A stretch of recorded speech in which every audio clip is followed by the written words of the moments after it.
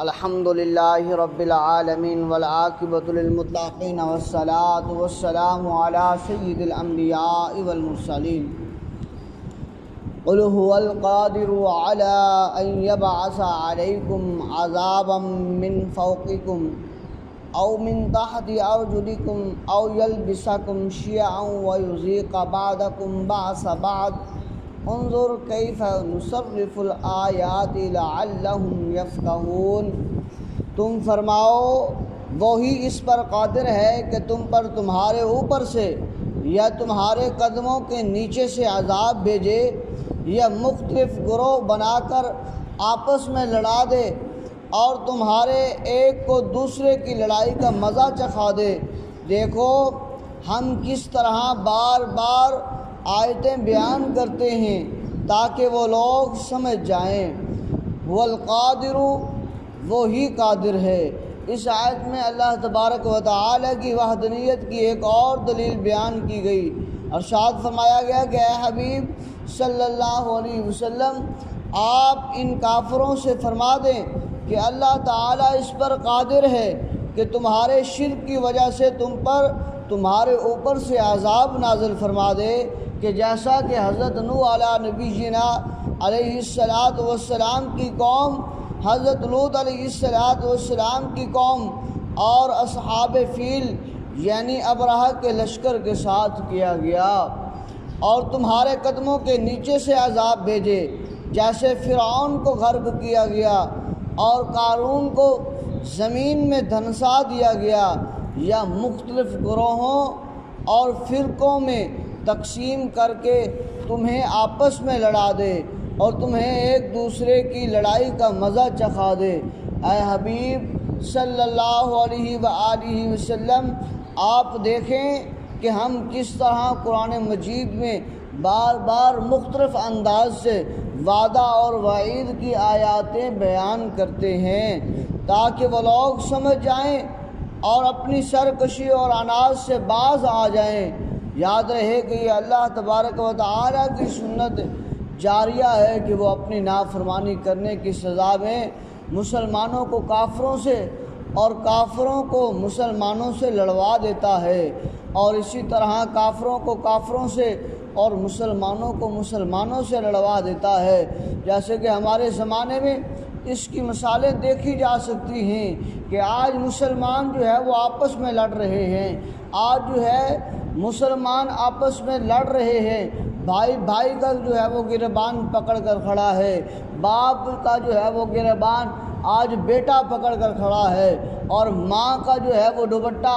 آج بیٹی جو ہے وہ چھین رہی ہے اور اس ردا کو پامال کر رہی ہے۔ اللہ اکبر۔ صحیح بخاری کی حدیث پاک ہے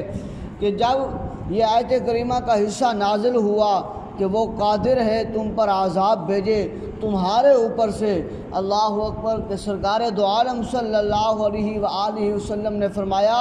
کہ باری تعالیٰ میں تیری ہی پناہ مانگتا ہوں، اور جب یہ حصہ نازل ہوا تو یہ تمہارے پاؤں کے نیچے سے اللہ تبارک و تعالی عذاب بھی نازل فرما سکتا ہے، جیسے کہ فرعون کو غرق کر دیا، قارون کو دھنسا دیا، تو محبوب خدا صلی اللہ علیہ وسلم نے فرمایا کہ میں تیری پناہ مانگتا ہوں۔ اللہ اکبر۔ جب یہ حصہ نازل ہوا یا تمہیں لڑوا دے یا مختلف گروہ کر کے اور ایک دوسرے کی سختی چکھائے، تو فرمایا محبوب علیہ السلام نے کہ یہ آسان ہے۔ اللہ اکبر۔ صحیح مسلم شریف کی حدیث پاک کہ ایک روز رحمت عالم صلی اللہ علیہ وسلم نے فرمایا کہ مسجد بنی معاویہ رضی اللہ تعالی عنہ میں 2 رکعت نماز ادا فرمائی اور اس کے بعد طویل دعا کی، پھر صحابہ اکرام رضوان اللہ تعالی علیہم اجمعین کی طرف سرکار دو عالم صلی اللہ علیہ وسلم متوجہ ہوئے اور فرمایا کہ میں نے اپنے رب عز و جل سے 3 دعائیں مانگی ہیں، میں نے اپنے رب عز و جل سے 3 دعائیں مانگی ہیں، ان 3 دعاؤں میں سے اللہ تبارک و تعالی نے میری 2 دعاؤں کو قبول فرما دیا ہے اور ایک دعا کو قبول نہیں فرمایا۔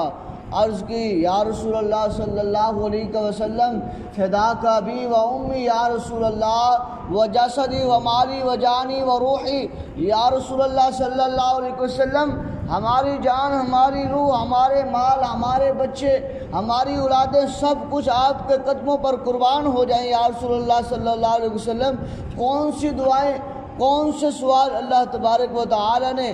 آپ کے پورے فرمائے ہیں اور کون سا نہیں فرمایا؟ محبوب علیہ السلام فرماتے ہیں، اے صحابہ، ایک سوال تو یہ تھا کہ میری امت کو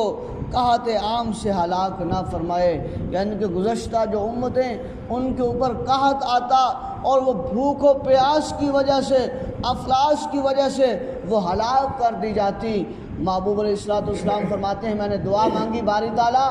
میری امت کو قحط کے ساتھ ہلاک نہ فرمانا، تو اللہ تبارک و تعالیٰ نے میری اس دعا کو، میرے اس سوال کو مالک کریم نے قبول فرما لیا ہے۔ فرمایا دوسرا یہ تھا کہ باری تعالیٰ انہیں غرق کر کے عذاب نہ دینا، جیسے فرعون کو